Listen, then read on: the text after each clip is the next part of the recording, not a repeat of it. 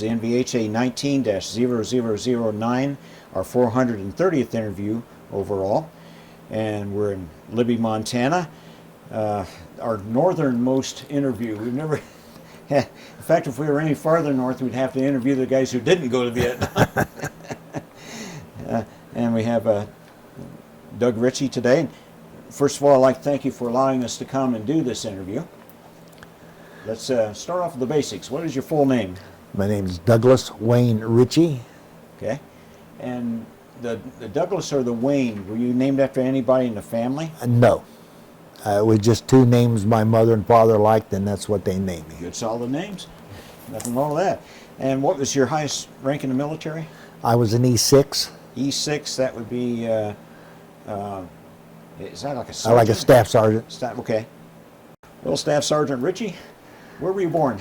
I was born in Cincinnati, Ohio, in Hamilton County, Kathleen Booth Hospital. Okay. And I take it your mother was there at the time? Yes, Irma Ruth. Right. What was her name? Irma Ruth. Irma Ruth, and her maiden name? Her maiden name was Ayres, A-Y-R-E-S. Okay. And what would you tell folks about her? What was she like? Well,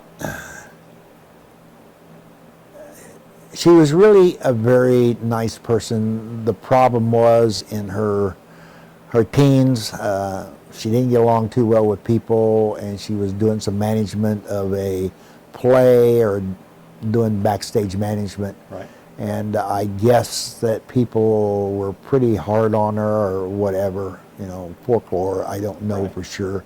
But they said she tried to commit suicide by jumping off a third-story balcony. Oh, no.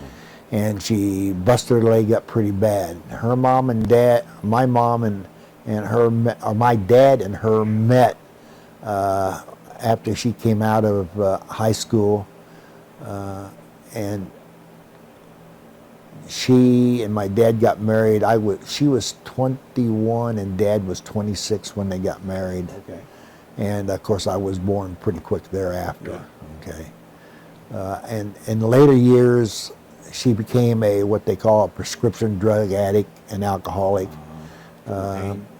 She was what you would call pretty hard on us. Yeah.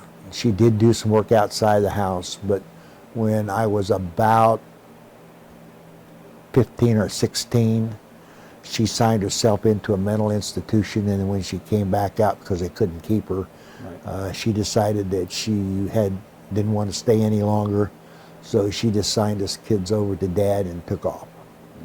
Now I did get to see her in her later years while I was still in Vietnam. Before I went to Vietnam, I did take a 30-day leave of absence when I was in Puerto Rico, and I went to see her and her husband and her stepchildren, which I've since lost contact of. I really have no idea where they're at now. And then when I had been in Vietnam for a little over 11 months, she passed away from gangrene, or not a shot, from a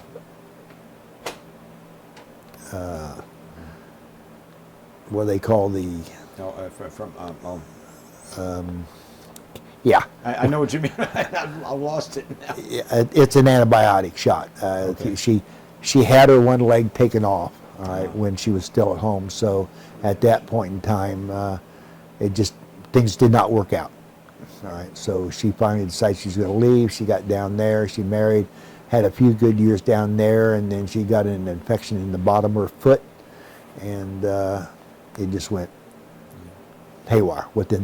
After they gave her a shot, within less than a minute, she passed away. Oh my word! Yeah, and that they called me to come home. I had like 15 more days in country, so they let me come home, and they didn't send me back. Well, I'm sorry. She wasn't a bad person. She was a troubled person. Yes, very troubled. Yes, that's what I'm hearing. Yeah.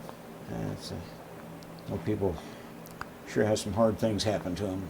Well, my family has had a lot of hard things happen to them throughout the years, I'll tell you. When Mom and Dad were married, they had me, and then they had my brother, and of course they were both trying to work, and we got farmed out to babysitters quite a bit. And I think I was maybe 2 and a half, and I sit on a electric stove burner, burned my back and everything Oh, like gee. that.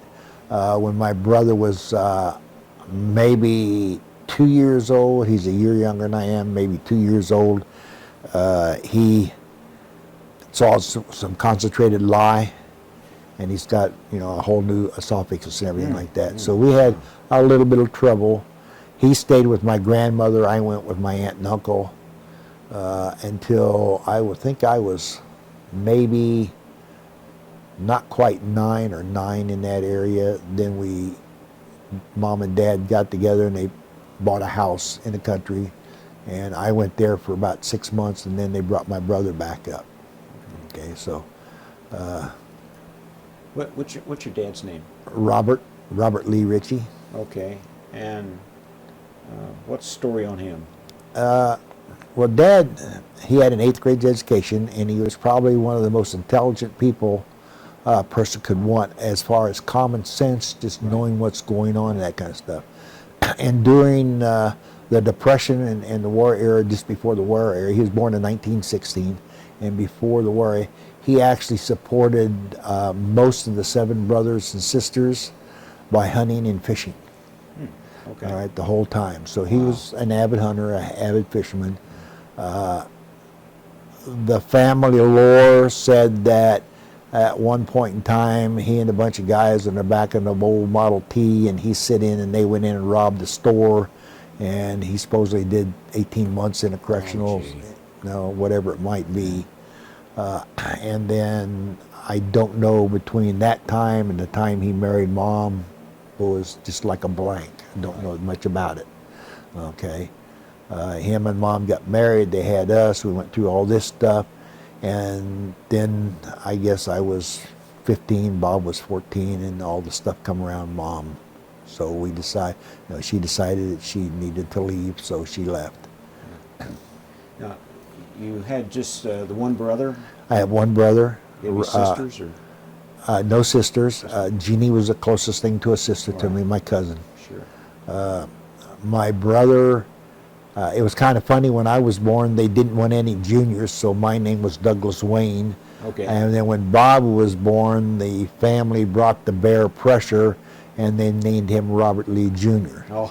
So we have a junior younger than the oldest, one of those deals. So, Okay. yeah. So what's happened to Bob in life? Bobby is a very prosperous.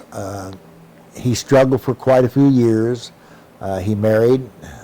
He had a bout of depression before he got married, but he finally got married, and he married a very nice lady. She's they're very Christian orientated.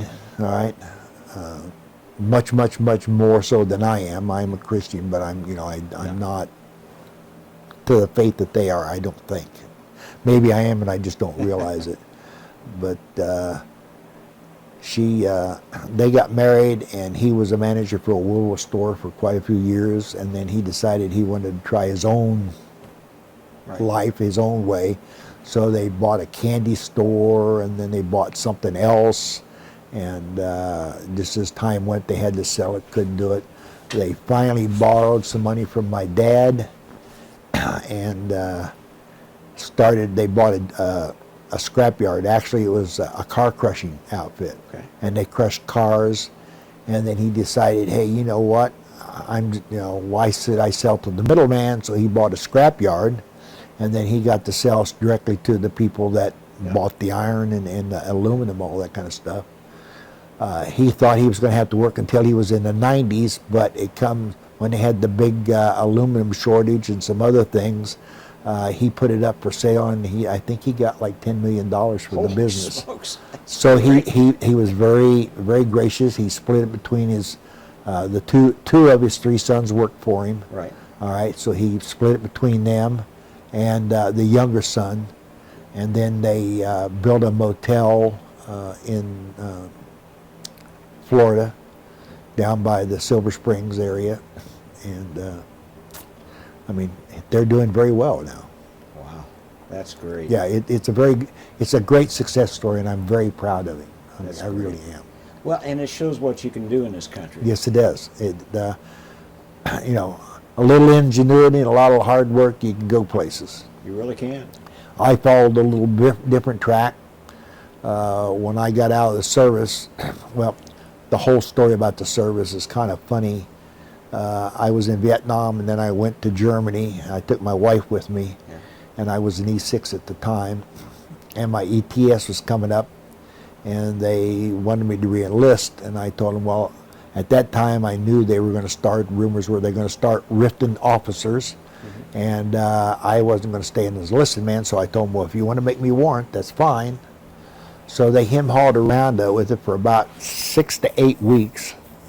And they came back and they finally said, well, we have a slot for you and we can get your warrant shipped and everything like that. Not a problem.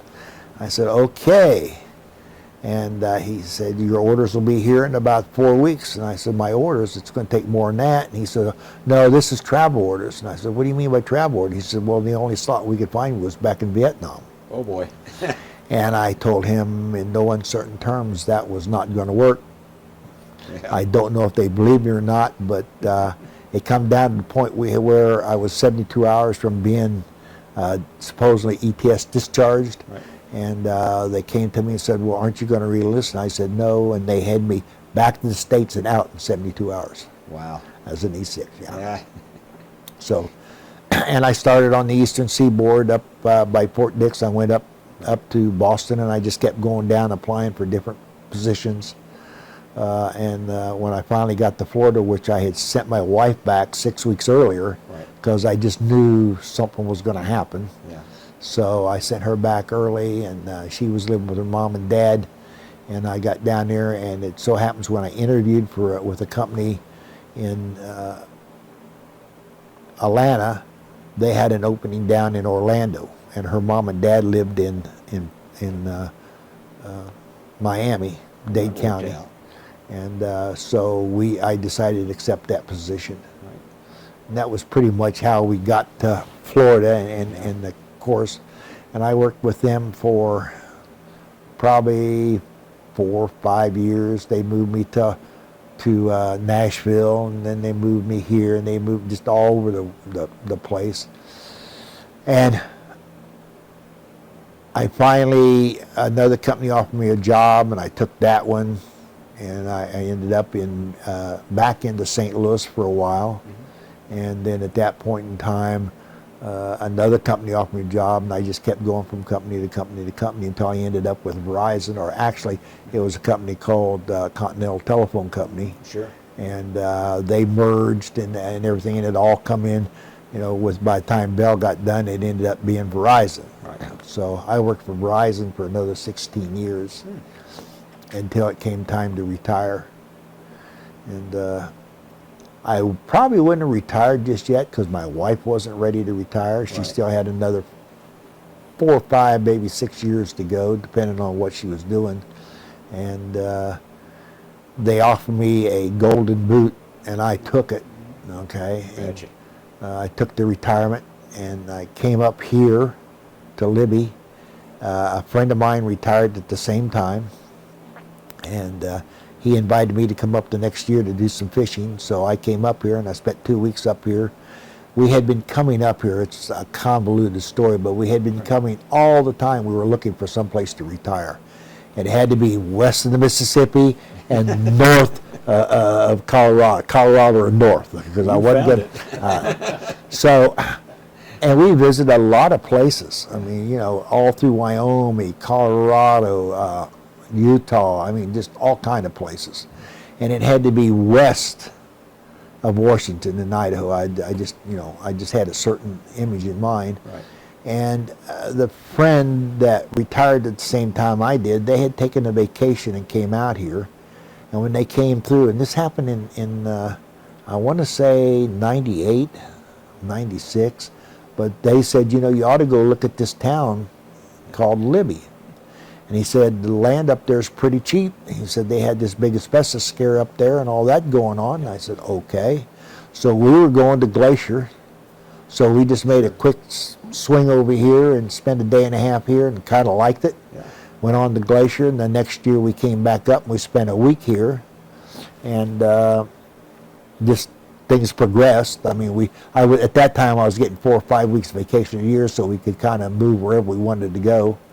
So when I came up to visit him and went fishing, we just kind of shopped around here. And he's, you know, I was looking for a place that, you know, just maybe out of chance. You know, I knew I was going to have another 4 or 5 years, but, you know, and it just so happens that we found this place here. And it's kind of funny. I called my wife and I said, I got some places I want you to look at. And she says, well, I'm working. I says, well, take a week of vacation and come on up. So she did. She flew up here, and she hates flying. She just can't stand flying. She used to fly all the time, but she's developed a fear of it over a period of time. So she flew up, and I took her to all the other places in town, and then I brought her to here. She walked in the front door and looked around and looked downstairs and went out the back door and went in the backyard and cried. Yeah. So when I got her over, we were staying with my friends, and we got over there, and I explained to her what we could do with the house, you know. Right. We buy it really cheap, put some money into it, and we make more money if we wanted to sell it, or we just keep it. So she acquiesced, so hence we've got the home now. Right, and we put a lot of work into it to get it where it's at. Couldn't have a nicer place than this. Well, it's nice. I mean, there's better, but there's worse too. You know, so so that's the story of how we got here in Libby. Well, let's go back on the other end here. Okay. Did you know your grandparents on either side of the family? I knew both sides of the family grandparents. On my dad's side, it was William and Kathleen, or Kathy. Okay. And Catherine, and they lived to be, that's where my brother stayed in the period of years where, you know, we weren't together. And William's name was William Albert Richey, and Kathleen's was, I can't remember her middle name, but her last name, maiden name, was Reese. Okay. And they got married, and they had four daughters and 4 sons. See here, it was William, Leela, Mary, Ethel, Lem, Dad, and Irving. I think that's 8, something like that. Anyway. And they all, you know, had their own families and everything like that.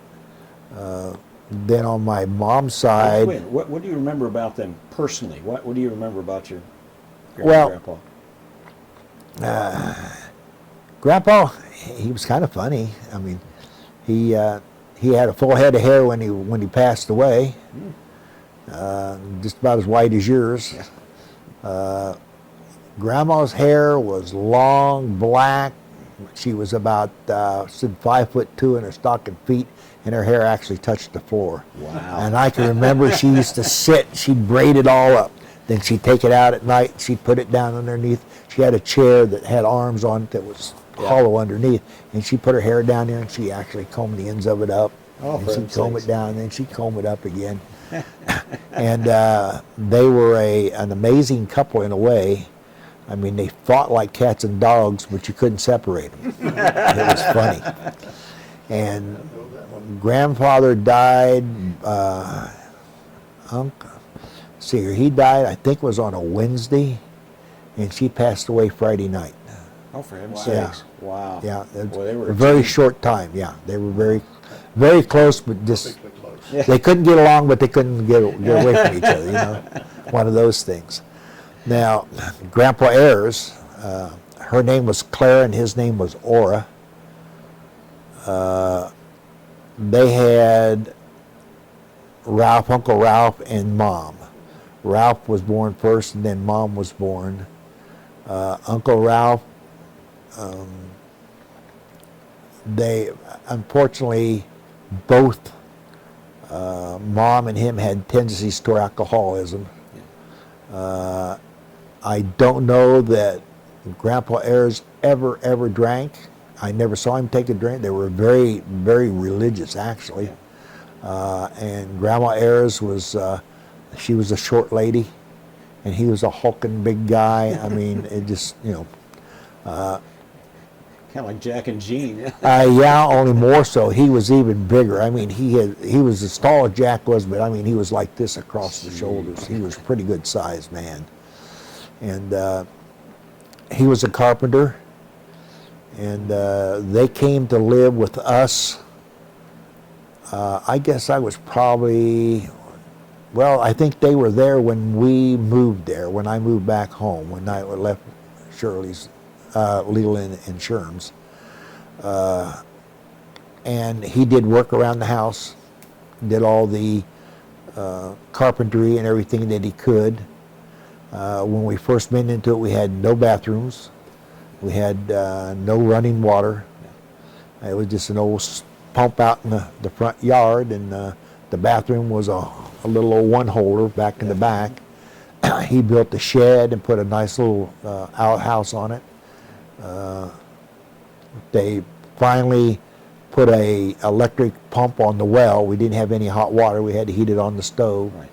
Our house was a 4-room house. It was a kitchen and a living room, and then 2 bedrooms upstairs. Grandma and Grandpa lived in the little house that was right next door to it, and it had a little kitchen and a bedroom in it. And the kitchen was kind of like a great room, but it was, just a table and a chair, and then the kitchen area.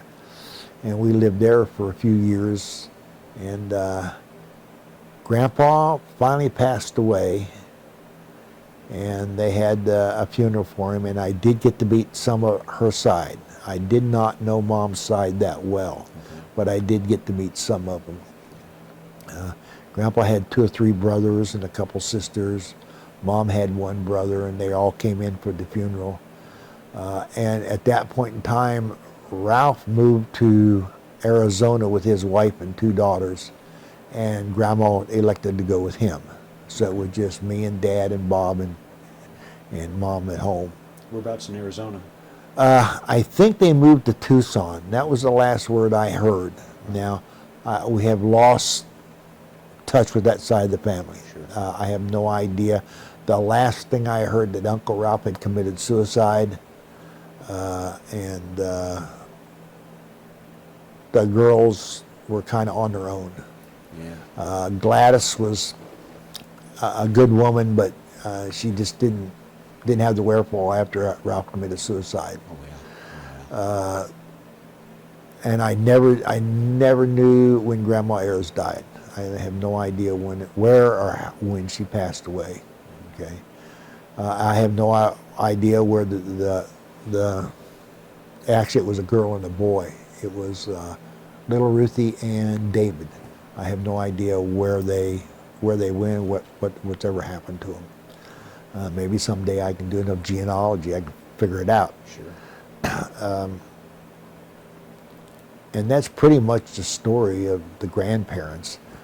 You mentioned an aunt and uncle that you went to live with. Yeah, Leland Sherm, okay, which was Dad's sister and brother-in-law. Okay. I lived with them from the time I was 3 till I think I was 9. Okay, in fact, at one point in time, I tried to call him Dad, and he wouldn't let me, which was really great in that vein, because he knew, all right. And Shirley and Jeannie was their daughter, and both of them were like a sister to me. Jeannie was very, very close to me. I mean, we really hit it off. She used to take me to the movies and do all kind of stuff. And there was the family lore, how I went to an Abbott and Costello or something like that, and I laughed so hard I peed my pants, and she'd take me on the bus to downtown, and she was so upset when we had to come back because I was all wet and everything like that, And Jeannie and I was close until the day she died. I talked to her at least once a month. Sometimes when I wasn't available, it would go a little longer, but I tried to call her an awful lot and talk to her. Always looked at her as being another mom, Yeah, she was pretty much. I mean, she was great, absolutely wonderful. And of course, she had her children, Jeff and Jody and John David. Yeah. And I remember when I got my first car, I used to go to her house, and just all kinds of things. It was great memories with her. Yeah. All right, Shirley passed away quite a few years before, and they had two kids. It was Donna and Mike. And of course, all the kids are still alive. We're all still, I'm the oldest. Right now, I'm the oldest Richey alive as far as the male side. Okay. I don't know about the female side, but I got a feeling I'm probably about the oldest Richey alive. Okay. I had a great aunt Lydia, who was a Richey, lived in Milroy, Indiana. Right. And so I don't know for sure if she was a relative, but they tell me that all Richeys are related. It doesn't matter how you spell the name. It's supposed we're all related someplace. Yeah. But I don't know for sure. Yeah. You grew up in Cincinnati. Well, no, I didn't. I was born in Cincinnati. And I lived there for a year or so with my mom and dad, and then they moved up to Anderson, Indiana. Oh, okay. Because my dad got a job at the plant there at Guide Lamp. Uncle Sherm helped him get on. Yeah. In fact, Uncle Sherm helped Junior get on up there and some at Guide Lamp, or at Remy, Delco Remy. Yeah. All right, that's where Jack worked. He worked for years at Delco Remy. All right, my dad worked at Guide Lamp. Sherm worked there when they were still way back in World War II. He helped build the machines that made the machine gun casings, right, for 50 caliber. Yes. I digress there.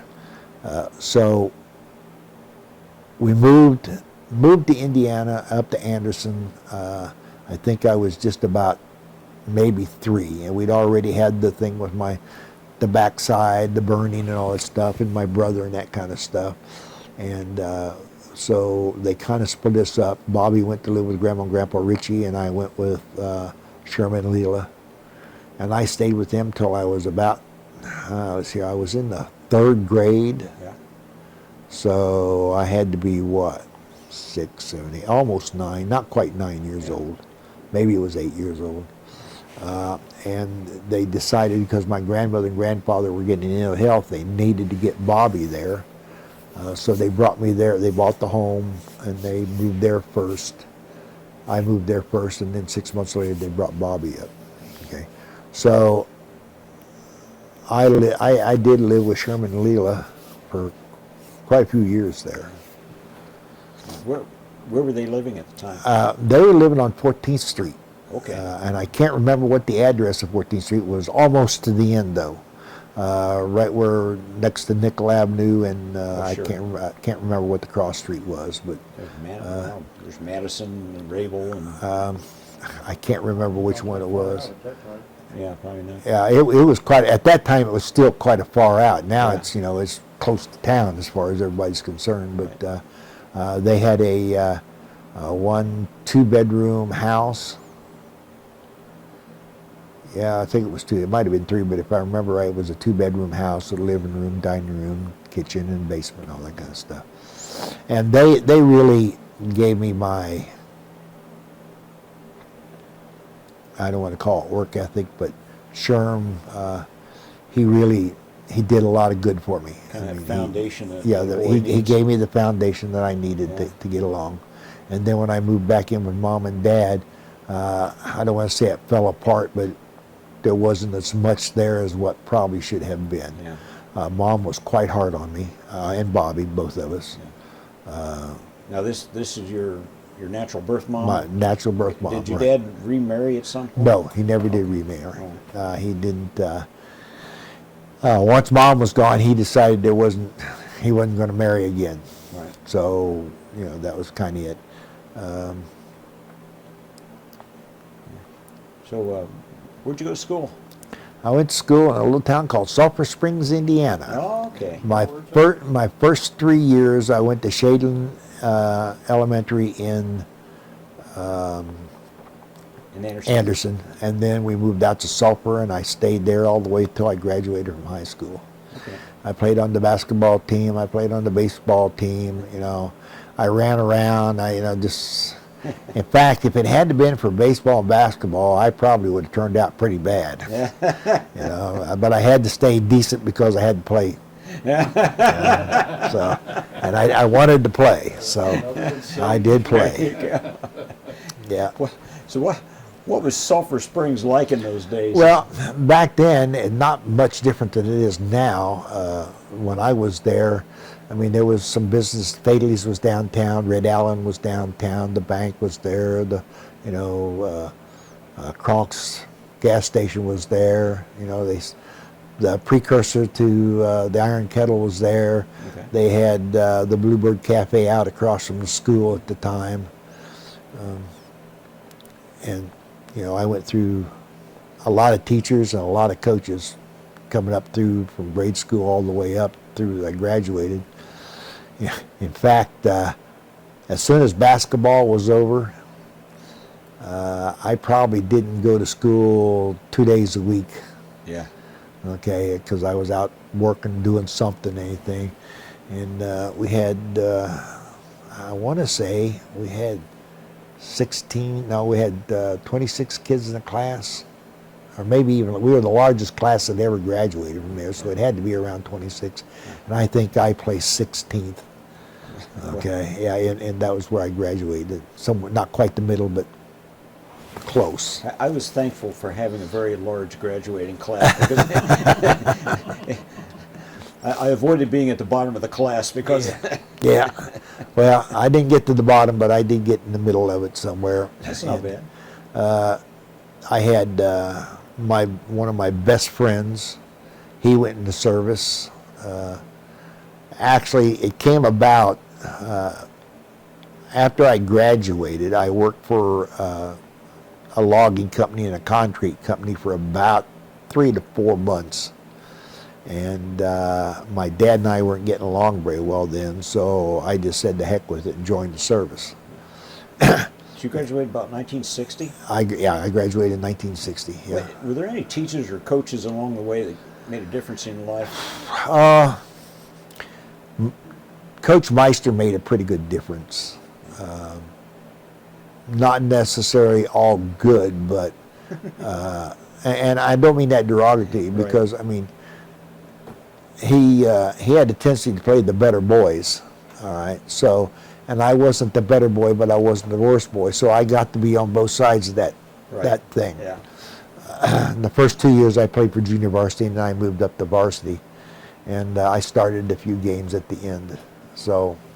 What position did you play? I played center and guard mostly. Really thought so. Yeah, You're a pretty tall guy. Well, at that time I was 6'1". Yeah. I've shrunk 3 inches since then because I've had several operations, but I shrank a little bit, and I wasn't outstanding, but I wasn't bad. I mean, I averaged 9-10 points a game, which at that time I guess might have been good, but. I only did that the last season. The first seasons I didn't get to play all that much. Who was the big rival for Sulfur Springs? Well, you had Caddis, you had Mount Summit. Yeah. I mean, they were all big rivals back then. I mean, and fortunately, all the 4 years I was there, Mount Summit beat us once. Caddis beat us once, but we won the other 3 games, the other 3 years. There you go. So we did okay there. However, the rest of the time it was it wasn't that good. So, where'd you go for sectional? We went to Newcastle. Newcastle? Yeah, in fact, Newcastle, the year I graduated or the year before, they built that new gym, which at that time was the biggest high school gym in the United huge, States. yeah. And I remember the first time I went out there, it was so huge, but you feel like you could float and dunk it, but you couldn't get close to it. Yeah, it was something else. And of course, we were used to playing in a gym that was, like maybe 30 feet wide and 100 feet long. That's the size of this house. Yeah, just about. Yeah. And the balconies was you had a board that went around, and then you had the board you sat on. Right. Okay, and people would go up the stairs, come around. They want to get down here. You'd have to pick your feet up and turn sideways. Yeah. And then the downstairs was only 3. In all the way around was only 3 places. Right. 3 seats high. And on the one end, the gym was right, or the stage was right there, where you couldn't lay up there because it was so close. And on the other end, it was you had to run out the door to do a layup. I mean, it was funny. In fact, we played at one school, and I can't remember where it was, but they literally had some big old coal stoves sitting in the middle of the floor between the center circle and the foul lines. You know, and you had to play around it. And those kids were so good; they knew how to guard because they used that as a block. I'll tell you. Yeah, the rivals were pretty good. They knew what they were doing. But all in all, it was pretty good. I mean, I had a pretty decent school. I can't say it was the best, but I can't say it was the worst because, of course, a few years after I left, they tore it down and they all started going over to Middletown to the school that they built over there. Yeah, Shenandoah. Yeah. So. Who's the mascot for the Blue Birds? That's what that. Yeah, it was called the Blue Birds, Sulfur Springs Blue Birds. Now you had the Cardinals, you had the Tigers, you had the Trojans, you had all, and here we are, the Blue Birds. So yeah. Yeah, it doesn't sound too fierce, does it? No, it doesn't, and it did that, and it doesn't now. Yeah. And yeah, it was kind of interesting the way they did it.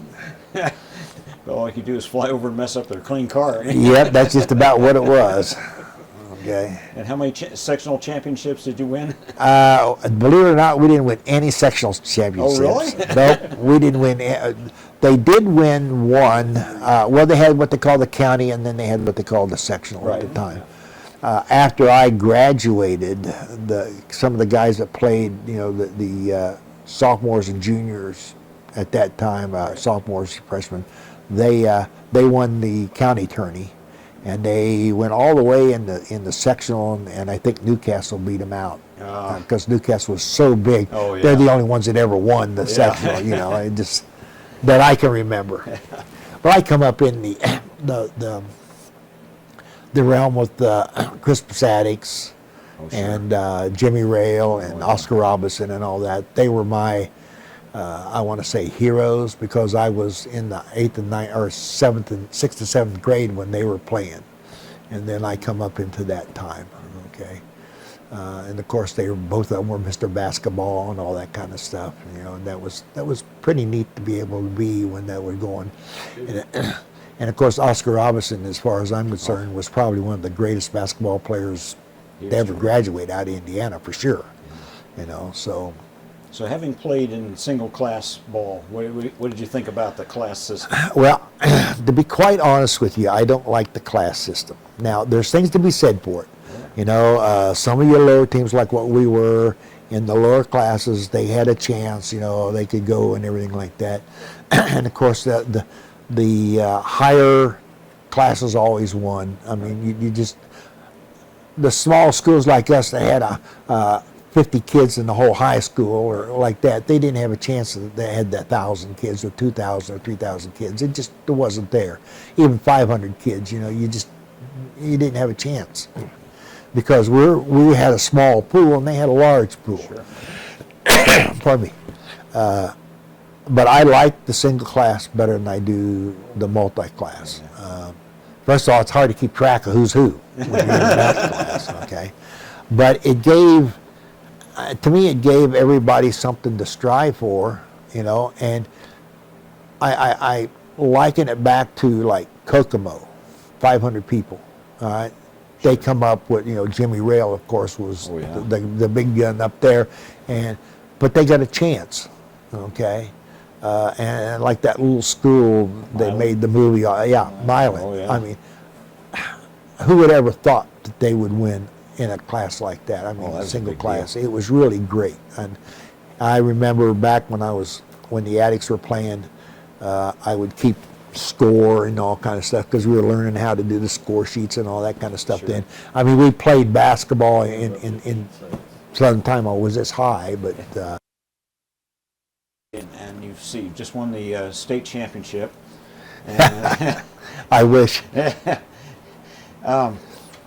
One of the big things that happened, well, shortly after you got out of school was when President Kennedy was killed. Where were you when that happened? I was in Puerto Rico. Okay. I had been, when I joined the service in '61. Okay.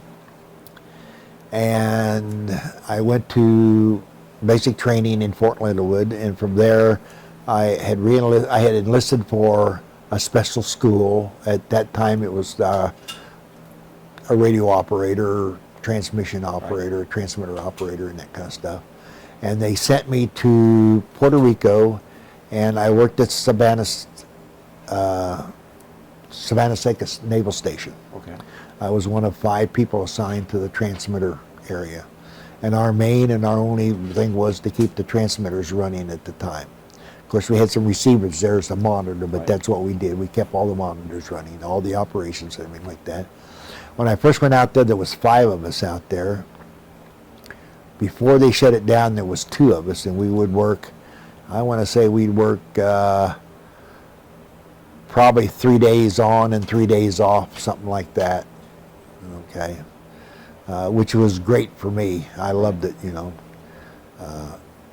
Then I went to work at the San Cristobal security area, which was we did all the crypto and teletype and all that kind of work. And my main job there, I started out as what they call a tape ape at that time, which was paper tape, okay? And we did all the receivers and all that kind of stuff. Then I migrated into teletype repair. And I met my wife, it was at the NCO club. And she and her sister, her mom and dad, and an old guy named Sarge, and her boyfriend at the time were there. And I dated Nancy, her sister, a couple times. And her and her boyfriend, Judy and her boyfriend, broke up, so I started dating her. And it was all over but shouting at that time. So you say this in Puerto Rico? Yeah, this is all in Puerto so Rico. How'd they wind up in Puerto Rico? Red, which was her father, Raymond Prince, Okay. he was what they call a master plumber, and he did all the high rises at the time. Okay. Okay, he was the supervisor. Then he started his own company, and he had been shipped down there to do the work for some of the high rises that was going on. Yeah. So him and Mary went down there, and then Nancy and Judy went down there. Then he came back, and they were back and forth a bunch of times. Right. All right, but the 2 girls were down there most of the time, and I met them at the NCO club. And like I said, I dated Nancy for a few dates, and then I started dating Judy, and we dated for a while, and I can't remember for how long, 6 months, 8 months, and we wanted to get married. And Mary, her mother said, well, you know, you either get married now or you wait till she gets out of school. And of course, we couldn't wait that long, you know. So we went ahead and so Judy didn't graduate high school down there, all right. She went through her junior year, and then we got married. And of course, within 2 weeks, she got pregnant. You know, we didn't know the meaning of contraceptives at the time. And I'm trying to think.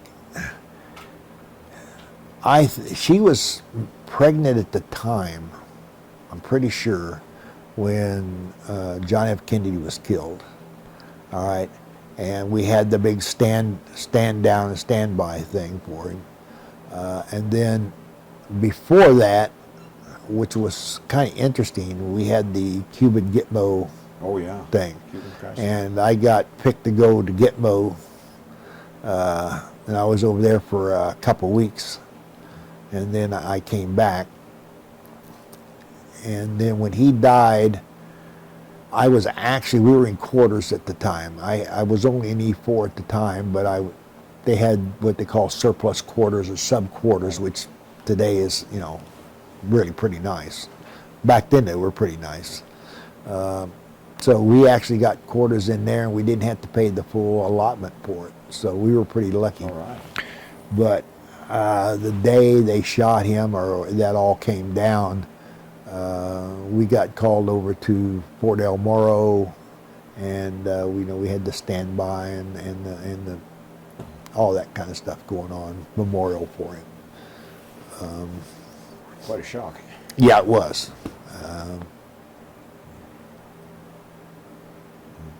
And in fact, that was one of the few times I seen grown men cry. Literally, I mean, they were upset because this happened, okay? And we didn't know what it meant or how it was going to end up or anything like that. I mean, it was just, wow, what's going on here, And, of course, we all survived it. Everything worked out to the best that we could. And then I went back to school. I went back to Fort Monmouth and went back to school. Okay. For what they call electronic equipment repair at the time. I was there for a year, actually 32 weeks and a couple days, and they shipped. Judy had Tim up there. This was in '69. No, that wasn't in '69. Tim was born in '63. This was in '63, I think. And they told me I needed to go to Fort Hood, Texas. So I packed her up, and we went through and saw Dad and saw Jeannie and headed on south and went down there. And at that time, I wasn't quite over 4 yet, so I had to take housing on the outside. So I got housing there. You mentioned 11 guys in your squad. Yeah. How many of them can you remember, and tell me a little something about each one? There's really not much I remember about it. Okay. Okay, I just don't. In reality, I just don't want to remember. Yeah. I remember the high spots and what happened, and that's about it. The only high spot I remember about it is that we were doing something, going someplace, and they had this huge bark, which is the tractor tires or the tires on it, 4 tires on it, are bigger than a deuce and a half. Yeah. And you got to have somebody in back to guide you when you're backing up, and you got to have somebody up in front to guide you, all kind of stuff. And this guy in back was backing up, and this deuce and a half just drove right up in back of it and started running over it. And if you ever seen a bunch of guys bail out, man, I mean, they were bailing out all over the place. I bet they did. That was the only big things about Vietnam I remember, other than I do remember that when we were in Queen Yon, not in Queen Yon, I can't remember the name of it. Anyway, where I was based, we had a mess hall tent, and most of it was B rations, and once in a while we got fresh food in, a lot of rice and that kind of stuff, powdered milk and all kinds of stuff. Once in a while we get fresh vegetables in. And when we did that, the one thing that was kind of funny is you could not get boots, you could not get fatigues or anything like that. Yet every time a ship come in and you got some fresh vegetables, all of a sudden down on the black market would be all kind of boots and fatigues and all kind of stuff. So maybe that gives you an indication how it went over there. But when my mom passed away, like I said, a little over 11 months. They brought me home, and my youngest son, had been born while I was there. Okay, so that's the first time I got to see him. Now I saw my oldest one, of course, but I didn't get to see the youngest one until I got there. And I remember coming into the airport when I finally got, and this was in Texas, Killeen, Texas, is where my wife picked me up at. She drove from Florida up there just in case I wasn't going to get to come home, and I was going to have to go back. Well, I didn't have to go back. I didn't have enough time for them to worry about flying me back over there and then ship me back. It would have cost them more money than what it was worth. But when I got there, I remember she was waiting at the airport, and I remember going in, and we were really excited about it. And I remember all the people around there just smiled and had a great time with what we were, meeting, kissing, and hanging on, and meeting the new baby and my son and all that kind of stuff, both boys and everything like that. But then once we left the airport, okay, I didn't think the treatment was that well, but I didn't notice it. It just didn't dawn on me, you know. I was pretty proud of what I did, okay. I had a little bit of combat experience, not much, but I was proud of what I did. I was, quote, fighting for my country. Sure. Okay. And fast forward a few years, the treatment that the returning Vietnam veterans got was terrible. It was not good at all. And I resented that quite a bit, you know. So, once I got there, and they said, okay, you're going to go to Europe after you get done with this. I told them, well, I'm going to have concurrent travel, all right? And they said, well, I don't know. And I said, look, I'm an E5. I get concurrent travel. I want my wife to go with me. I got 2 boys. Okay, so they sent me to Ben Harrison, which was not too far from where my dad lived. And we stayed with my dad for almost 4 months before they got me concurrent travel. All right. And I did teletype work there, repair teletypes and that kind of stuff while I was there. And then I got concurrent travel when we went to Germany. Got over there, and on the way there we stopped in New York. We drove to New York, stopped in New York, and I don't know why we didn't unload we had a station wagon, brand new station wagon, just bought it. Yeah. When we got to Indianapolis. And it got broken into, and they stole all our stuff, you know. Jeez. And so they stole the car. We drove. They put out an APB on it, and I had to go down to Fort Dix. So we took the bus down there, and of course, Judy, all she had on was. Oh no, wait, that's not true. I think they called us, and they found the car, and it was kind of stripped down. I had to go through insurance, get batteries and tires, and get it on and all that kind of stuff, and go down. I think what we did is, I'm trying to remember. I think we drove we did. We rode the bus down to Fort Dix first, all right, and we didn't have any travel orders. We didn't have anything, all right. And we got down there, and of course, all she had was curlers. All the kids had was the night clothes they had on and that kind of stuff. So when we got down there, we had to go to the PX at the time. And of course, they didn't let people in shorts or curlers or anything like that. So she had to take her curlers out, but she was still in shorts, and they tried to give her a hard time. She says, what am I supposed to do? Well, they let her in there. I got a partial pay. We got clothes enough for us to get there. They called us. I went back up to pick up the car. They finally found the car, and the insurance company, they bought the new tires and that kind of stuff, but they wouldn't pay to have them put on, so I had to put them on. Drove down to Fort Dix, dropped it off at the station there for the car to be shipped to Germany. And then we went to Germany. And when we got to Germany, they brought the whole company out and said, oh, these people lost all their clothes and everything like that. So they gave us a bunch of used clothes. Oh. Okay, you know. And the funny thing about that, I got like a $400 partial pay, and they never did come back and get it.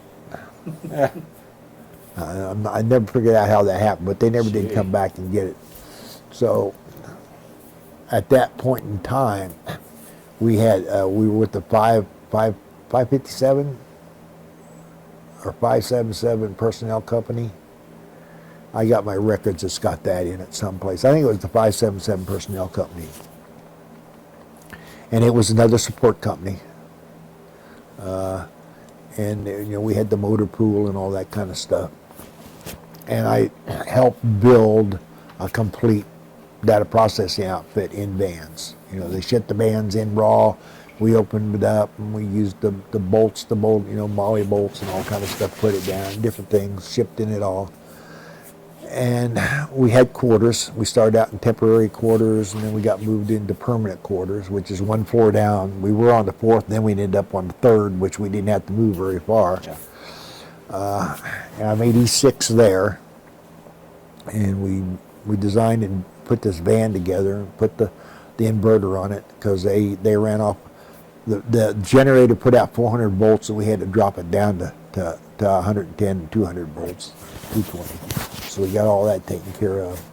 And they sent me to Switzerland for 3 months for training on the new 609 single address system.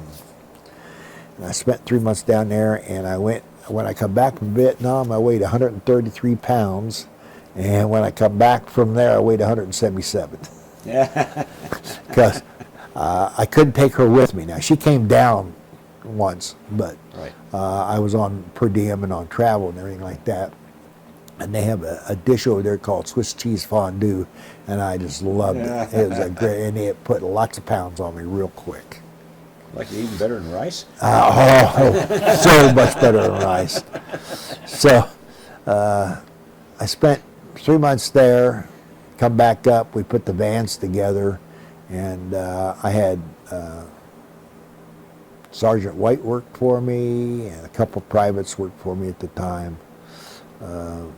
We ran the generators. We did everything. You know, we worked on the equipment and did all that stuff. I was there until the situation about reenlistment came up, and we went through all this warrant stuff. Mm-hmm. But before that happened, I had one other interesting thing happen to me. In fact, I've had two. 2 times I've been in front of a general. One was at Fort Hood. They had the savings bond drive. Right. And everybody in the division had to put into it. Well, at that time, I was only an E4. I wasn't making enough money. You know, we were living on the economy, so I didn't do it.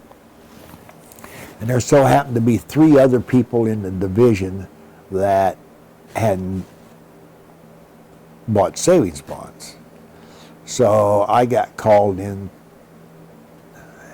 and it just so happens it was the general, and I can't remember his name, but called in, and his adjutant was there, and the sergeant major was there, and all 3 of us got marched in, and the general looked there, and he had this stern look and this real gruff voice, and I don't understand why of all these people in this division, I think there was like 3,000 soldiers in each division, you're the only 3 that didn't do this. You have no team spirit.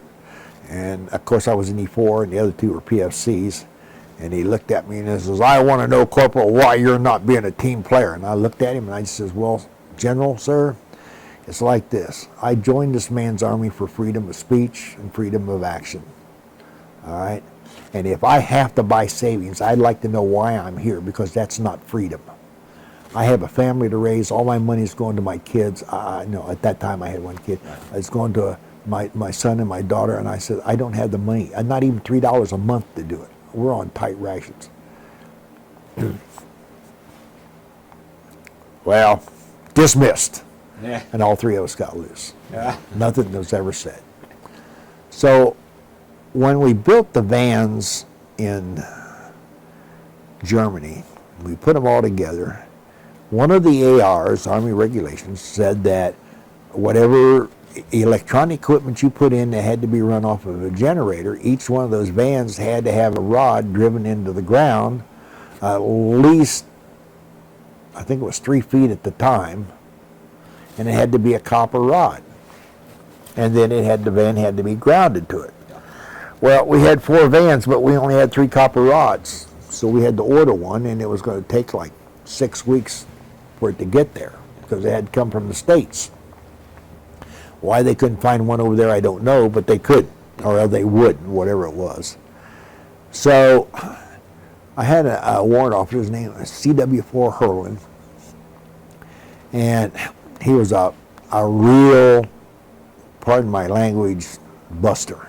I mean, he was hard, but he was fair, but he was extremely hard on his people. And he had told me, he says, look, he says, I don't want any problems. Do not fire that van. It was a key punch van. He says, do not fire that van up. You can use the other three, but I don't want that one run until that God gets here. That's what the Army regulations say. That's the way we're going to do it. Yeah. Well, he was someplace, and I don't know where he was. He was either up in the old man's office or something. And the sergeant major and the first sergeant came with the general and the major, the adjutant, or whatever you want to call him, and they wanted to inspect these new vans that we put on the air. So we had two key punch vans, the main processing van, and the collator and the sorter van. Right. And we fired up the three vans, and we had them working, everything like that. And he wanted to know why the fourth van wasn't up. And I just explained to him, I said, well, sir, we do not have the ground rods to hook it up to. Yeah. You know, we're taking a chance and we hook it up with all this voltage running around here, somebody getting grounded out and shorted out and getting killed. And the general turned to the adjutant and says, I want this van up right now. So the major turned around and said, you will bring that up, Sergeant Richey. And I said, sir, I'm sorry, but I can't do that. I'm under the strictest orders that I'm not allowed to do that. It's in the Army regulations. So if you want it fired up, I'm not sure what we can do. And just about that time, Hurlin come back from wherever he was at. Yeah. Now you have to understand, at that time, CW4s were pretty powerful. Yeah. And he happened to work in the Pentagon. So he knew a lot of people. He come in there and he wanted to know what was going on. And I mean, the general just started chewing him out like nobody's business. I want this van fired up. I gave this man a direct order. Just on and on and on and on. And CW4 looked at him and says, well, sir, he says, I could show you in the ARs where this is not regular. It's not permittable. It has to be grounded. And if you want to have an argument about this, we can argue about it. But Sergeant Richey's right. We're not firing this van up. And the general, I'm going to find out about this. And he left, and we never heard another word about it. No, never. Yeah, So that's an exit line. I have to believe that they called him Mr. Hurlin, but CW4 Warrant Officer 4 Hurlin had a lot of power that somebody didn't know or knew about and didn't want to cross. I just guarantee you. And we spent a little over 2 years there, and it was coming time for my reenlistment. And like I said, I sent Judy back early with the two boys, sent them back early because I knew something wasn't going to be what I wanted. And then all of a sudden they come with this, and they come down with all this junk and everything like that. And 72 hours after I was out of the service and on our way, we went to Florida. From Florida we moved to Nashville. From Nashville, we went to Memphis. From Memphis, we went to Dallas. From Dallas, we went to St. Louis. From St. Louis, we went back to Dallas. Then we went back to St. Louis. Then I moved out to Kingdom City. And then within Missouri, I guess we moved 4 or 5 times. She went back to school. Judy went back to school, let's see here. She was 44 at the time when she went back. She got her GEDs when we were in Kansas. And then she went back to school, then got her degree. She worked a couple of years as a substitute teacher. Then she got on with the Missouri State Park System as a superintendent. And I was working with Verizon at the time. I'd worked for them for quite a few years. And they came and offered me a golden boot. So I took that, and then I come up here the next year. We found the house. We bought the house. went back down there. I came up for 2 summers and worked on the house, trying to get it ready for us, and I got it close, but not there. I mean, we didn't have the bookcase or the desk or any of that. Nothing else was in here. You know, there's a lot of raw wood and that kind of stuff in here. But I got the flooring done. It was comfortable that we could move in. Downstairs wasn't done by any means. And we decided, I worked up here for 2 summers, and we said, you know what, if I went back to work for a couple of years, she could retire a couple of years early. Mm-hmm. And it sounded pretty good, so I found a job about 50 miles south of where she was working at the time in Hermitage, Missouri, at Pond and Terre State Park. So she had housing there. She was required to live on site, so I just went down there and I lived down there with her for a while. And I found this job down in Springfield, and it was doing exactly the same thing I was doing with Verizon, but there at Telic, the only thing I did is I had 7 direct reports and about 3 indirect reports, where at Verizon I had 25 direct reports and 200 indirect reports, you know. And they were paying me for my gray hair is what they were paying. For the experience is what they were paying for. And I started to work with them in May, and we really were having a great time. And along about September, I started feeling really tired. And it got so bad I couldn't walk from here to the wall and back without just having to sit down. I couldn't do it anymore. So we went to the doctor in St. Louis, which was where our doctor was. I mean, we lived 230 miles from where our doctors were, but we drove up there. Judy drove me up there. And it just so happened, she needed an appointment, so I had my appointment like at 2 o'clock, and her appointment was at 4. So we went in, and he, did a bunch of little things like that. He says, well, you look like you're really anemic. Let's do a blood test on you. So he took blood and everything like that, and he says, we're going to send this out to the lab. And he says, and you're coming back at 4 for her, or 4:30. Yeah. He says, all right, well, see me when you get back. Okay, no problem. So we went to eat, just kind of sit around because I just couldn't do much. We went back to the doctor's office, and by the time we got back to the doctor's office, I was so tired I just stayed out in the room, out in the waiting room. Yeah. I just let her go by herself. So he looked at her, he says, well, where's Doug? Well, he's out in the waiting room. So he tells his nurse to go out and get that man sitting out there. He's white as a ghost and he's sleeping. So the nurse come out, yep, that's you, right? Yeah, that's me. So I went back there and he says, well, I hate to tell you this, but you got leukemia. Oh my gosh. Oh, jeez. Well, to make a long story short, he said, we need you to get you to the hospital. And I said, well, can we do this in Springfield? Because I'm closer to my house there. And he said, yeah. So they found a doctor down there, and I got down there, and we had about 3 or 4 days wait. And the doctor called me and says, well, I'm retiring, but I got an associate here that's really good. Well, come to find out, he was one of the best in the state. So he says, can you see him? I said, yeah. So 2 days later, I could see him. He put me in the hospital for a week, pumped me full of blood and all that kind of stuff.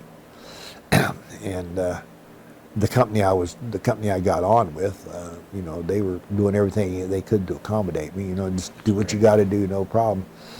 And I felt pretty good after they pumped me full of whole blood, man. I felt really good.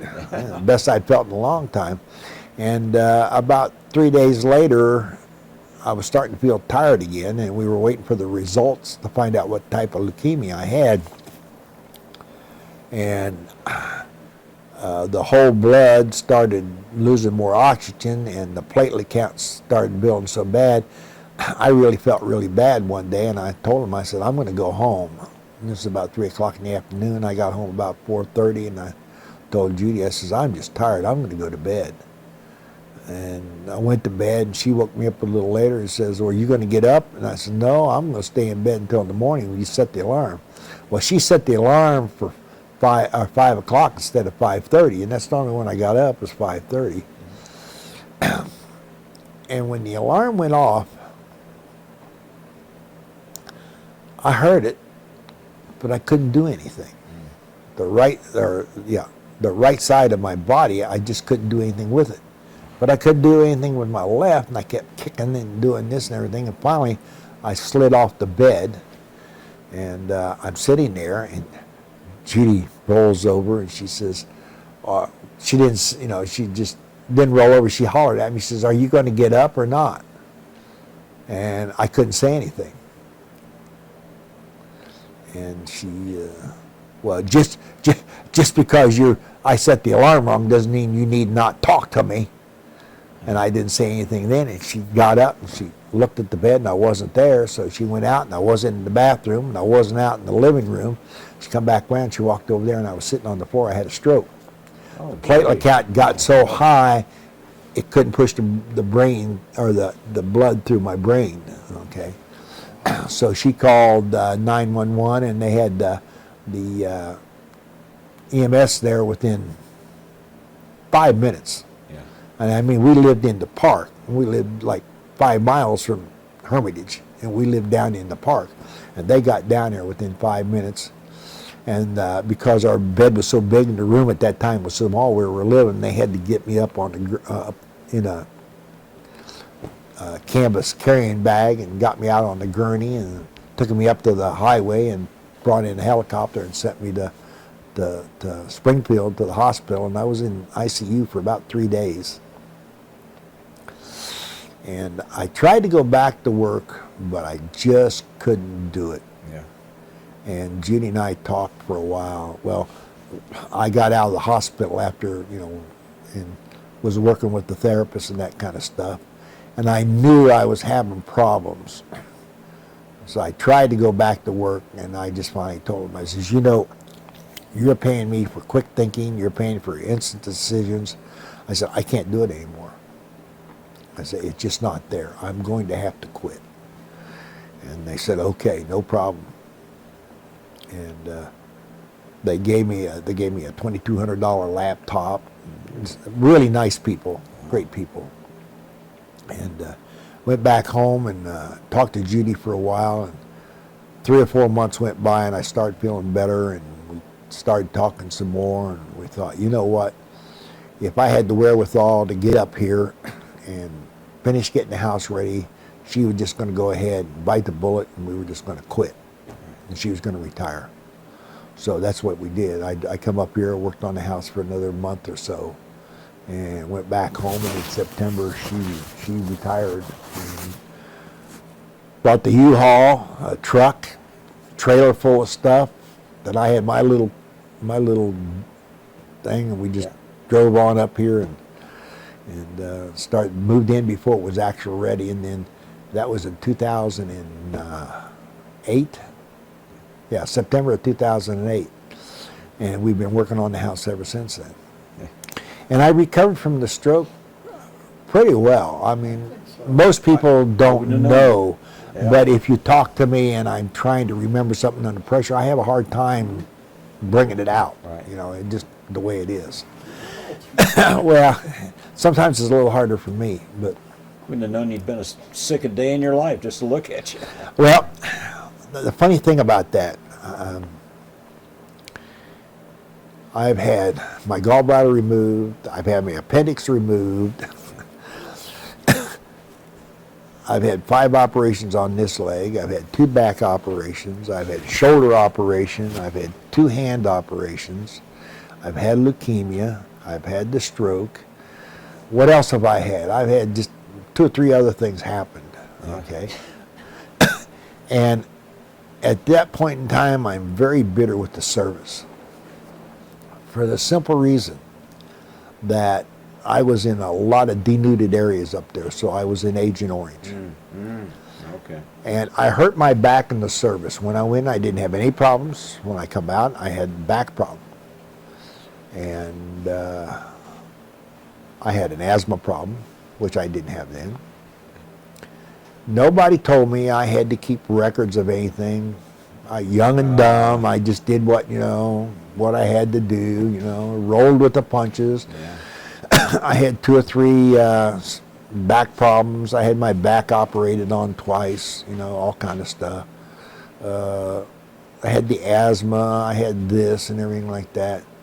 So after I moved up here, I finally wised up and I went to VA. And right away they said, oh, well, and they went through all this stuff. Well, they came back. They denied the back problem because it was a back sprain the way it was written back then. All right. The one thing they did, they gave me a 30% because of the asthma. Yeah. All right. So I got free medical from them. But all this other stuff that's been going on, I think it's part of Agent Orange. And it's hard to convince me that it's not. Because nobody else in my family's ever had leukemia. Yeah. Nobody else ever had any of the problems I've had. The only problem my dad ever had is he fell and broke his leg. All right. And he had diabetes, but that was it. I had one aunt that I had colon cancer. All right, and there's just no other record of this. And they say it's all old age or due to smoking or do this, and I quit smoking in 1990. So I'm very bitter about that. I'm very bitter about the way the people treated us when we come back from Vietnam. And I'm sorry, but I think it's a crock. Yeah, there was no call for that. Now, where would you have been when you were exposed to Agent Orange? Well, remember, I've been in Pleiku, Queen Yan, Nha Trang, Pangyang, I mean, just all different places. And most of these places, other than Queen Yan, were all Agent Orange areas. Okay. Okay. And a lot of the areas I went into, like up at Pleiku, I mean, where they had the vans and everything, was on the side of the mountain, and that side of the mountain was just bare. There was nothing there. Okay. All right. So I contend that a lot of my problems, a lot of my health problems, is from that. And I'm facing a major back operation this year. I've already had it operated on twice, and now I'm facing a major back operation. And they've got this community care now instead of the what they did have, VA Choice, and I'm having trouble just getting it scheduled. All right. I'm 40 miles, more than 40 miles from the hospital. Right. So when I first moved here, I had a choice of either going to Kalispell and having all the stuff over at Great Falls or going to Spokane. Well, Spokane's 3.5 hours. Great Falls is 5 hours, Kalispell's only an hour and a half, but that was just a clinic. So I thought, well, I'll just go over there. So I decided to go over there. Well, guess what? About 5 years ago, they come up and they put a clinic here. All right, and they said, well, now you can't do any of your primary care over there now. You can't get mileage for going to your primary care because there's a clinic close here. You're choosing to go over there, but this clinic here, I mean, when this first started, there was no problem, right? Well, they changed that rule. Now they've changed the rule that if it's available, the service is available here at the hospital here, then I don't get paid for going anyplace else. And it just, like going to, and to be quite honest with you, the only person I can see at the clinic here is a PA. I get to see a doctor there. Right. This hospital does not have the greatest reputation. I mean, for the town, it's good, but it's not.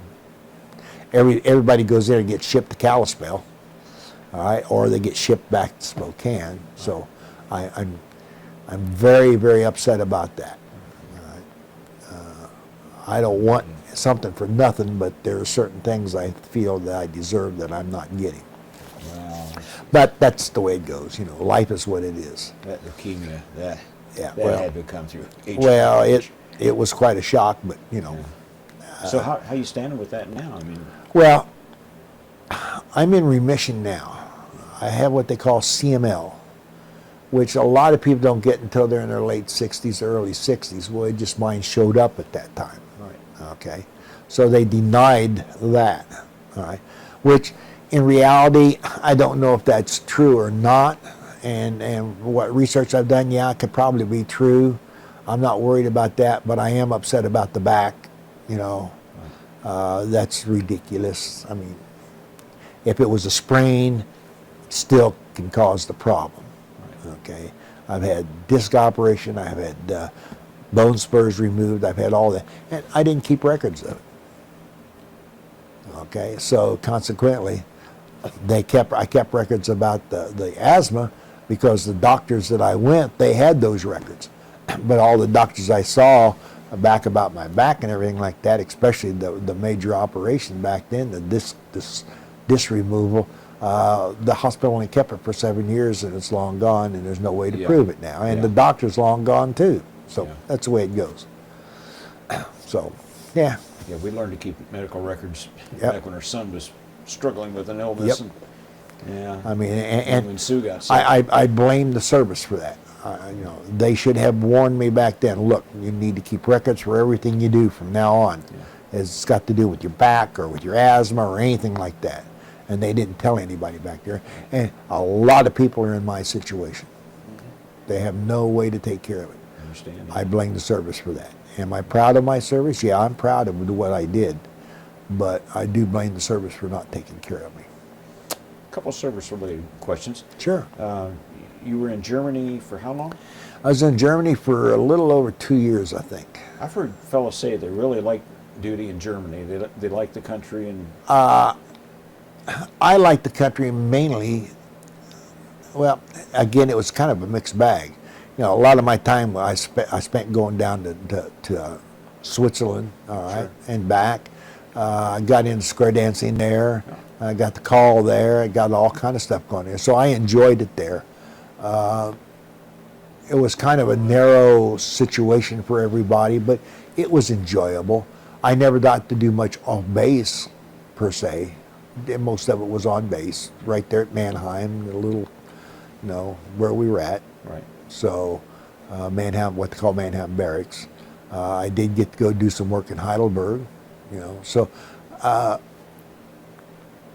it was okay. Yeah. It was fine, you know. The time in Puerto Rico was the best as far as I was concerned. Oh yeah, I really liked it down here. I wouldn't go back now because of the heat, but that's why I moved up here because I didn't want the Judy heat. there. It's got to be the best time you had. Sure, it was. It was great. Yeah. We had a good time there. Yeah, and a lot of fellows associate Vietnam with smells or sounds, or was there any of that?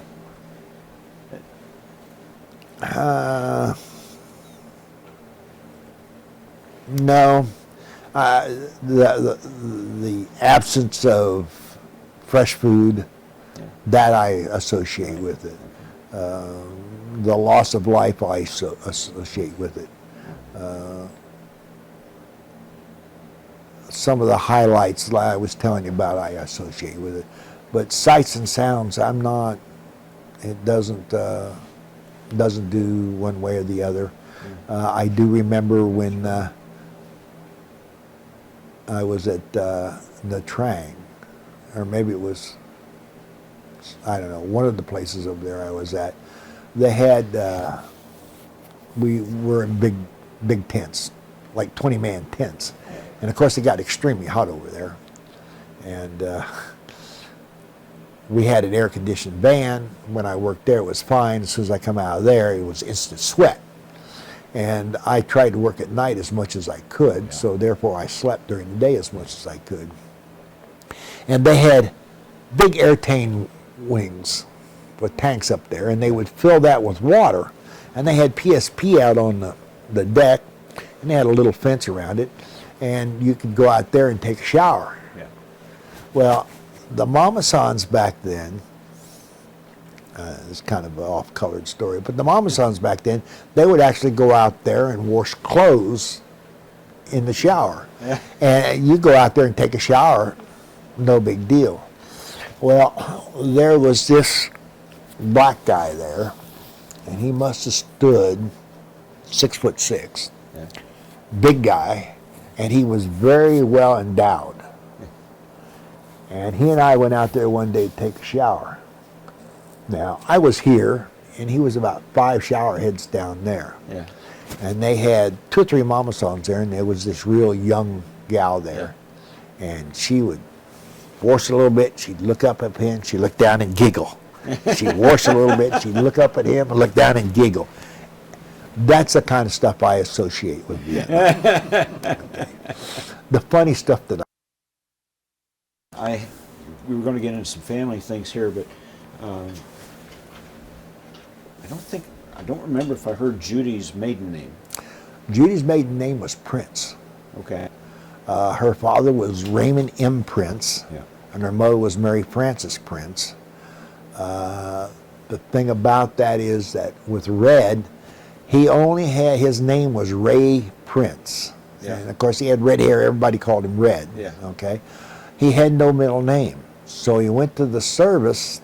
The story is that we get is they said you got to have a middle name. So it's going to be Marion. So it's R.M. Prince, Raymond M. Prince. So now that's the story we heard. Okay. Yeah.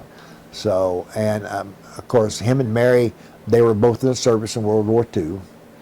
She was a WAC and he was an infantryman, and he was, they were in some place in Wisconsin when they met, and they got married there. And he was shipped overseas, and he was in the Battle of the Bulge and a couple other places like that. Okay. He went in as a private, and he come out as a private. Yeah. Okay. You know, just the way it was back then. Nobody, unless you got a battlefield promotion, there was no promotions back then, just to be honest with you. That's the way I understand it anyway. So, but her name, Judy's name was Judith Ann Prince. And you have 2 children? I have 3 children. I have my oldest son, his name is Timothy. He was born in New Jersey when we were in Fort Monmouth. Scott was born when I was in Vietnam. She was to her parents in Miami, Florida.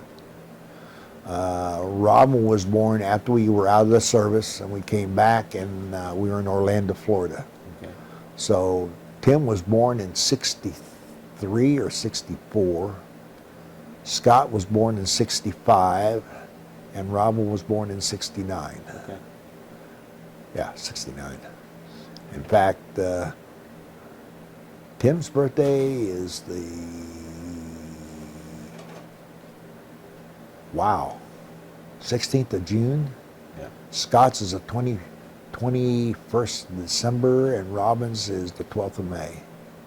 And the only one I'm not sure is about Tim's, because I can't quite, I'm sure it was in June, but I'm not sure when. I think it was the 16th of June. Very close to there, yeah. And Scott is now, Tim is a sound engineer. He works for Meyer. He does all kinds of engineering. He travels all over the United States doing it. Scott is in Missouri, outside of St. Louis, in a little town called Washington. Sure. He's got a wife and 3 children. His oldest daughter's got 2 children, great-grandchildren. His youngest daughter's got 1 child. Robin, they are in Evansville, and they're missionaries or ministers, and they've got 4 children.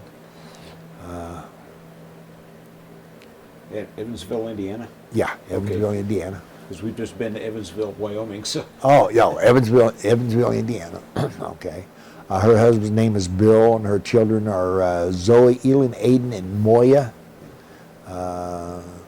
Scott's 3 kids is Mike, Ronnie, and Nellie. And Nellie is in the Coast Guard. Mike was in the Coast Guard, but he had an aneurysm, so he got a medical discharge. And Tim, he did not get a child until he was into his 50s. I think he was like 49, and his wife was 44 or something like that when they had the baby. It was his 3rd wife. He finally got one that stuck. Scott lays tile. he had his own company for a while, but he had a bad accident, and then he had to give it up. He couldn't run it anymore. So he's laying tile now.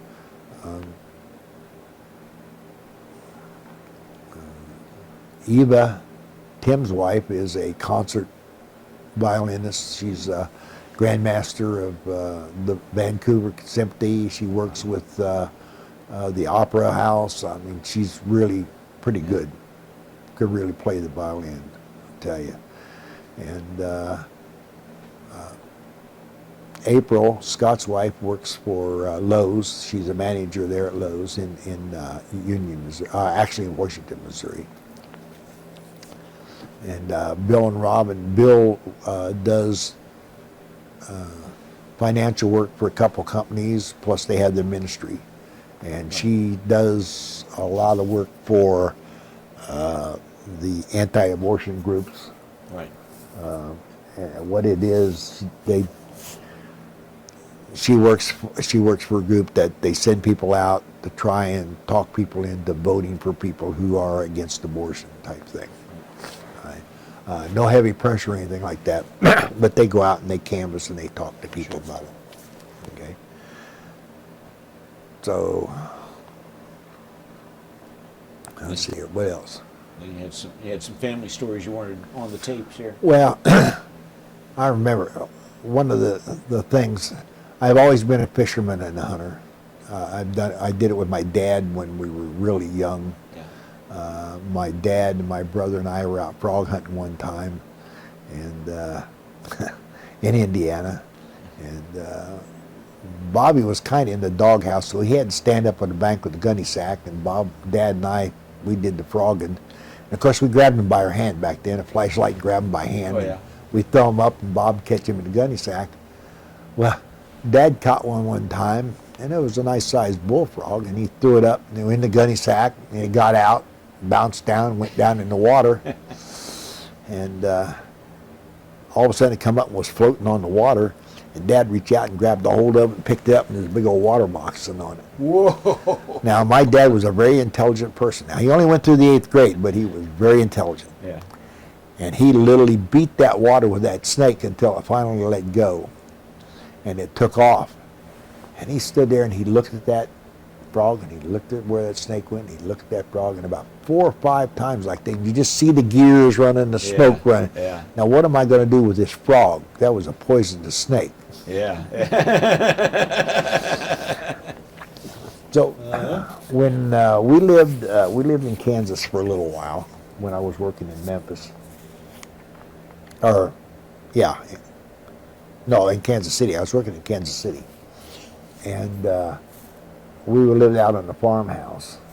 And like I said, I'm a hunter and a fisherman, and we were doing something I don't remember. And I had a crossbow, and I was playing around with one day, and the 2 boys and I were out in the field, and we were just shooting at things at random, just testing it out and seeing what's going on. And I had a bolt in the crossbow, and a coyote was running across the field. And I said, oh, well, and I just... Now, as luck would have it, that arrow went in and through the coyote, killed it, and my 2 boys thought I was the greatest hunter that ever lived. And when they got older and we were back in Missouri and we lived out by Kingdom City, they did a lot of hunting with me, a lot of rabbit hunting. Right. And I remember Scott, when we had lived in the farmhouse, Scott was wanting to go deer hunting, and he was just old enough he could deer hunt. Right. Tim never really wanted to deer hunt. Hunting wasn't his thing after he did the rabbit hunting, but Scott wanted to go deer hunting. Oh, he wanted to go deer hunting. So he was working at a little restaurant, and he worked during the week after school, and then he'd come home. On the weekend, he had free. He didn't have to work. So he wanted to go deer hunt. So I said, okay. So we had a 223, and we shot 73 grain rounds through it because it had to be legal. 63 wasn't enough. It had to be at least 72. So we had 73 grains. So he got up. I'd already gotten my deer. Judy got hers. he got up and he was going down the stairs, and he was running down from upstairs, and he fell down the stairs. Oh, I'm hurting. Well, he finally got up and he put on all his winter clothes, and he went out, and he had to walk about maybe 300 yards to the creek, across the creek, which was just a real shallow little creek. It wasn't anything in it. And then he had to climb the stand. And I mean, it wasn't 20 minutes, and you could hear him screaming and running, coming back. And he got back, and he says, "Dad, I got one. I said, "Okay." Well, as we were going back, now he was well dressed going out. When he got here, he didn't have much on, and about every 50 yards there'd be another layer of clothing. As he was coming back, he shucked it because he was getting so hot. And we got out there, and sure enough, laying out in the middle was a nice fat doe. And he says, "Yeah, I shot at 2 others, but I didn't hit them." "What?" "Yeah, I shot at 2 others." "Show me." So he showed me where he shot this one, and you could see blood there. Yeah. "Well, you hit it." And we followed the blood and didn't go 100 yards, and there it was laying out there. "Show me where you shot the other one." Sure enough, there was blood over there. There was 5 or 6 of them that come through there.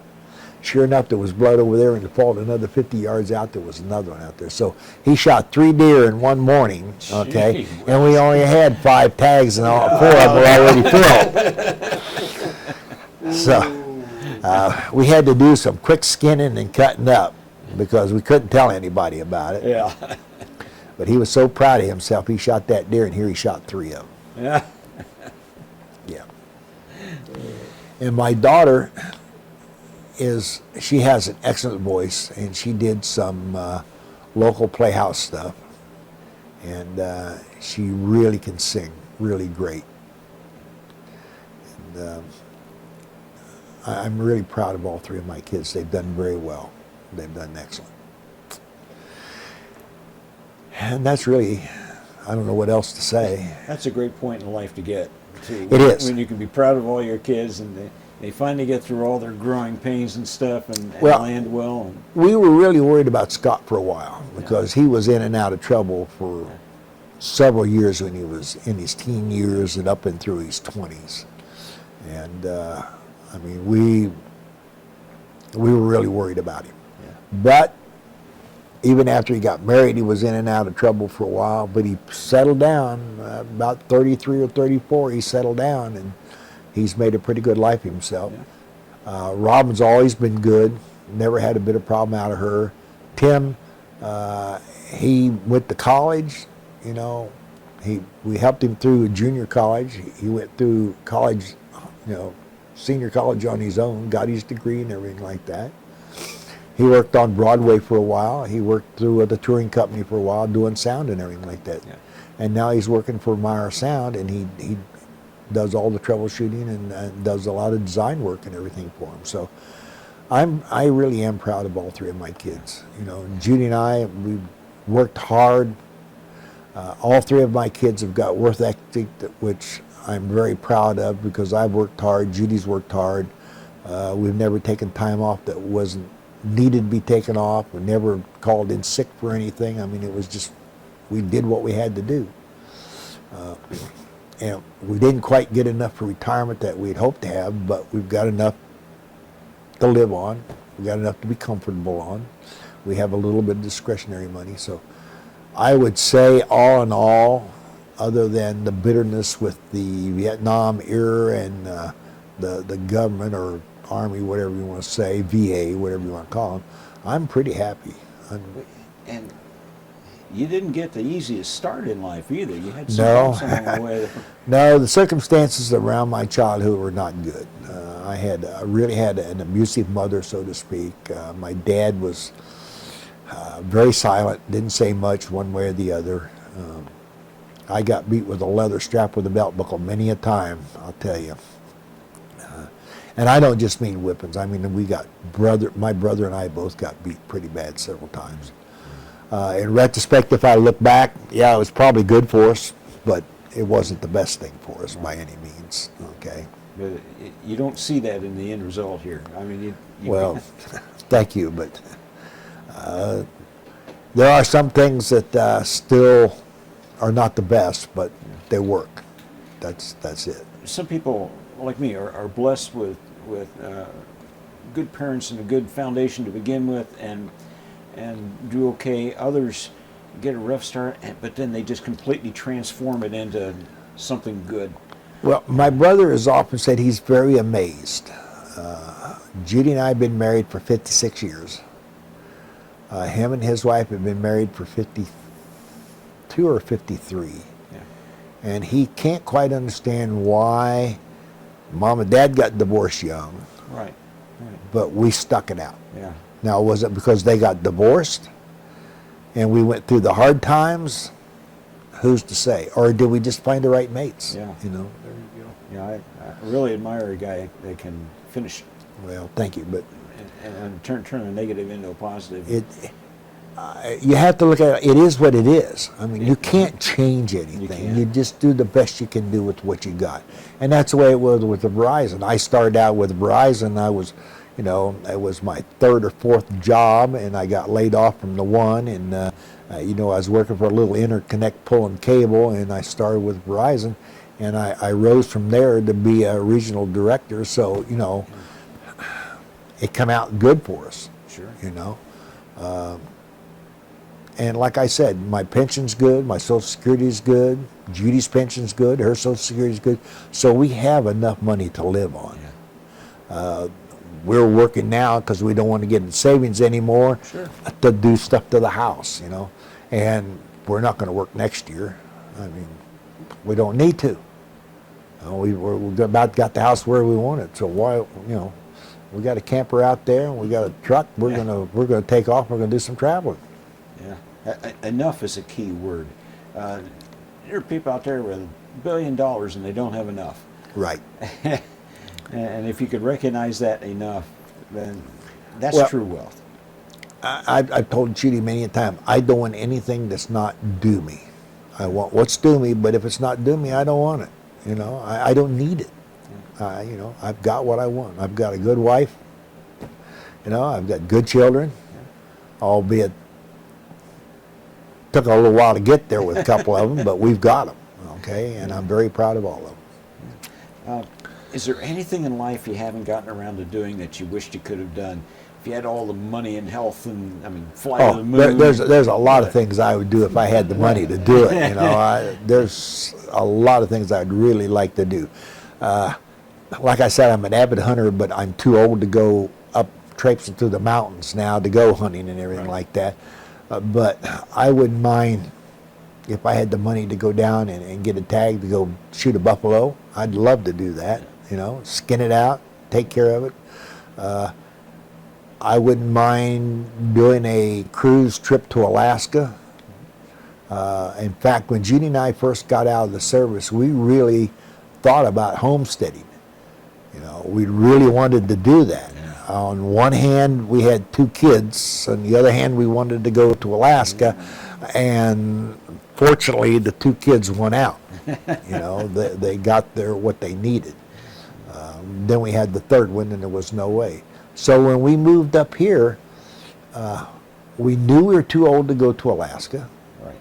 All right. We couldn't stand the rigors to do it the way we wanted to do it. And this area, believe it or not, as far as I'm concerned, is the next best place. The only other place I would live, would be in Colorado, and I can't afford to live there, so that's why I'm here. And we're within 5 minutes of being in the mountains. We got a Blue Ribbon stream or river right outside our door. We got plenty of good lakes around here. We can't do much hiking now, but we can get out. Right. Okay, so I don't know that I would ever move from here unless it got to the point where neither one of us could do something. We had to move with one of the kids. I'm here. My kids asked me, why did I move here in the first place? Well, I moved out of Missouri because I didn't want the humidity. I wanted 4 seasons, and I've got 4 seasons, albeit winter is a little bit long, but I've got good 4 seasons. Yeah. All right. I probably have had 20 jobs in my life. Since I've retired from Verizon, I've had 3. They were short-term jobs, Sure, just enough to get a little money to get to do this with or do that with. The only reason we're doing the boat inspections is to finish up stuff on the house that we've been working 14 years to get done on, because nobody expected to have a stroke. Nobody expected to have leukemia, cut short of the earning power. But, hey, it's fine. Again, it is what it is. I make the best of what I can do. Always ask our veterans to say a few words for posterity. You got any words of wisdom or personal philosophy that kind of carried you through in life? Well, again, I don't expect something for nothing, and work hard. And do what you have to do. Take your vacations.